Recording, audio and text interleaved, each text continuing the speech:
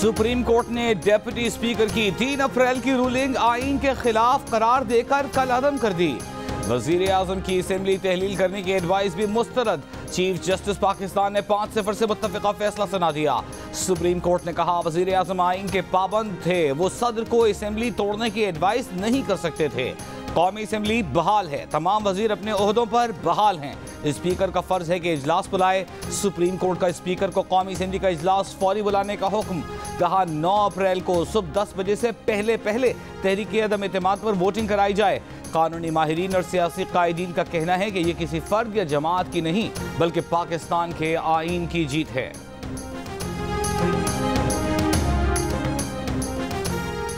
Supreme court ने तहरीक अदम एतमाद पर वोटिंग और नई हुकूमत की तश्कील के लिए भी वाज़ेह हिदायत दे दी।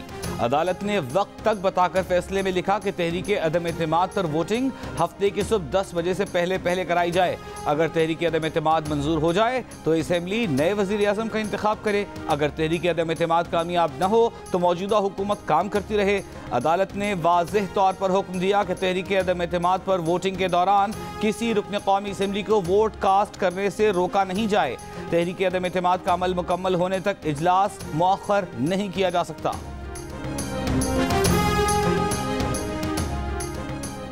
सुप्रीम कोर्ट के फैसले के बाद मुल्क भर में मुस्लिम लीग नून, पीपल्स पार्टी और इत्तेहादी अपोजिशन जमातों के कारकुनों का जश्न। लाहौर में पंजाब असेंबली के अपोजिशन अरकान का जश्न।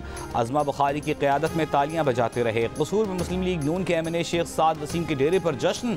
दीगर शहरों में भी जगह जगह मिठाइयाँ तकसीम की गईं, जश्न मनाया गया। सुप्रीम कोर्ट के फैसले पर JUI के सरबराह मौलाना फजल रहमान ने आज मुल्क भर में यौम तशक्कुर मनाने का ऐलान कर दिया।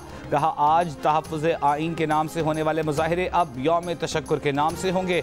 बिलावल भुट्टो जरदारी ने भी कारकुनों और आवाम को जमहूरियत की कामयाबी का जश्न मनाने की हिदायत कर दी।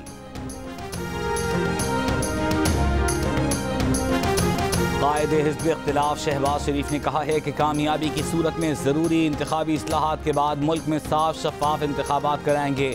PTI के अरकान कौमी असेंबली ने इस्तीफ़ा भी दिया तो तहरीक अदम एतमाद मुतासर नहीं होगी। अपोजिशन के पास ऐवान में 178 अरकान मौजूद हैं। इमरान खान इस्तीफ़ा देते हैं तो ये उनका फैसला होगा। JUI से बातचीत करते हुए शहबाज शरीफ ने कहा कि मुबैना गैर मुल्की ख़त का ड्रामा तो इस्लामाबाद में था, पंजाब में तो कोई ख़त नहीं था, वहाँ असेंबली इजलास क्यों ना बुलाया गया। प्रेस ब्रीफिंग में कहा कि उनकी डिक्शनरी में इंतकाम का लफ्ज़ नहीं है। कानून और इंसाफ अपना रास्ता खुद अपनाएगा। नायब नियाजी गठजोड़ को तोड़ देंगे। जादली जादू टोना वैसे ही पाकिस्तान से भाग चुका है।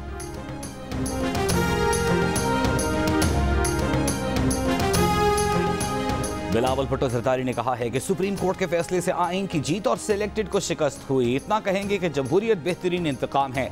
सुप्रीम कोर्ट के फैसले से पाकिस्तान की जमहूरियत, इदारों और आईन का तहफ़्फ़ुज़ हुआ है। तमाम जमहूरी इदारे 2018 के इलेक्शन की वजह से मुतनाज़ हुए थे। वो समझते हैं 2018 के दाग धुल गए। इंतखाबी इस्लाहात के बाद साफ शफाफ इलेक्शन की तरफ जाएंगे। बाद में प्रेस ब्रीफिंग में कहा कि ये जीत अपोजिशन की जीत नहीं, न एक आदमी की शिकस्त है, ये आईन और जमहूरियत की जीत है। अब मीडिया की आज़ादी बहाल करेंगे। सुबह 9:30 बजे से रात फैसला आने तक सुप्रीम कोर्ट पूरे मुल्क की निगाहों का मरकज बनी रही। सुप्रीम कोर्ट में हुकूमती वकला और अटॉर्नी जनरल ने दलाइल पेश किए। शहबाज शरीफ और बिलावल भुट्टो भी रोस्ट्रम पर आए। बिलावल भुट्टो ने रोस्ट्रम पर आकर कहा अपने लिए हुकूमत बनाना उनकी तरजीह नहीं, हुकूमत बनाकर इंतखाबी इस्लाहात करना चाहते हैं। चीफ जस्टिस पाकिस्तान ने कहा क्या इंतखाबी इस्लाहात की तजवीज़ टेबल हुई। बिलावल ने कहा इंतखाबी इस्लाहात पर बिल तैयार है। चीफ जस्टिस ने कहा इंतखाबी इस्लाहात के लिए जो तजावीज़ दी गई हैं वो भी ले आएँ। बिलावल भुट्टो की 3 नस्लों ने जमहूरियत की बका के लिए कुर्बानी दी है। आप वाहिद हैं जिनके चेहरे पर मुस्कुराहट थी। हमें आईन पर सख्ती से अमल करते हुए फैसला जारी करने दें।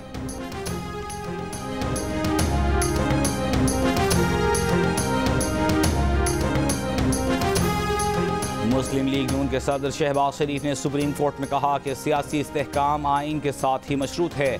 चीफ जस्टिस पाकिस्तान ने रिमार्क्स दिए कि रूलिंग को ख़त्म करके देखेंगे आगे कैसे चलना है। शहबाज शरीफ ने कहा कि हाउस नया लीडर ऑफ हाउस मुंतखब कर लेता है तो मुल्क को इस्तेहकाम की तरफ ले जाएंगे। जस्टिस एजाजुल एहसन ने सवाल किया कि अदम एतमाद अगर कामयाब होती है तो असेंबली का दौरानिया क्या रहेगा।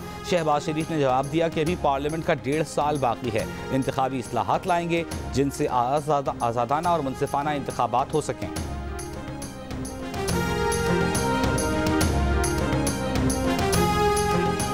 आज की कार्रवाई में अटॉर्नी जनरल पाकिस्तान खालिद जावेद खान ने कहा कि असेंबली तहलील होने के बाद आइन के तहत इलेक्शन कमीशन 90 दिन में इंतखाबात कराने का पाबंद है। इलेक्शन कमीशन आइन से इन्हिराफ नहीं कर सकता। PTI के रहनुमा फवाद चौधरी ने कहा कि इलेक्शन को 90 दिन से ज़्यादा आगे ले जाने की कोशिश आइन की संगीन खिलाफ वर्जी होगी। जल्द अज जल्द सियासी इस्तेहकाम के लिए इलेक्शन 90 दिन के अंदर लाजिम है। साबिक सेक्रेटरी इलेक्शन कमीशन कमर दिलशाद का कहना है कि आर्टिकल 254 इजाज़त देता है कि नागुज़ीर हालात में आम इंतखाबात 90 दिन के बजाय 7 माह में करा लें। MKM के कन्वीनर खालिद मकबूल सिद्दीकी ने कहा है कि हम तारीख के सही वक्त में तारीख के सही रुख पर खड़े थे। आज की ये शब शुक्र का तकाजा करती है। उम्मीद है नई क़यादत ऐसा पाकिस्तान देगी जिसमें पाकिस्तान की तमाम ज़ुबानें बोलने वालों को बराबर का मौका मिलेगा। JUI के रहनुमा असद महमूद ने कहा कि सुप्रीम कोर्ट का फैसला आइन और पाकिस्तान की फतह है। अरसे से कौम को मुंतशिर किया जा रहा था, अब इस कौम की वहदत को यकीनी बनाना है। मुस्लिम लीग काफ के सदर चौधरी शुजात हुसैन ने कहा है कि पंजाब असेंबली में जो हुआ इस तरह के वाक़यात असेंबलियों में होते रहते हैं। मौलाना फजलुर रहमान ने तोड़ फोड़ को जारहाना अंदाज में पेश किया। वो कौमी असेंबली में अपने वालिद से किया गया सलूक याद रखें। मुफ्ती महमूद को सीढ़ियों पर घसीटा गया था, वो जख्मी हुए थे। नून लीग के अरकान ने असेंबली के अंदर कीमती अशिया को तबाह बर्बाद कर दिया। जब तक हॉल की मरम्मत नहीं की जाती ऐवान इजलास बुलाने के काबिल नहीं।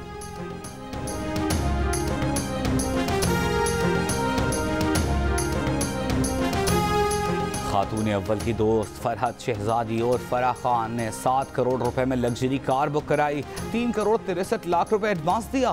फराह खान को ना कार मिली ना पैसे, मुल्ज़िम मुल्क से फरार हो गया।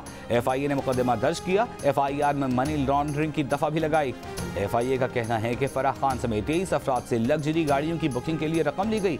FIA के अलावा NAB भी मामले की तहकीकात कर रहा है।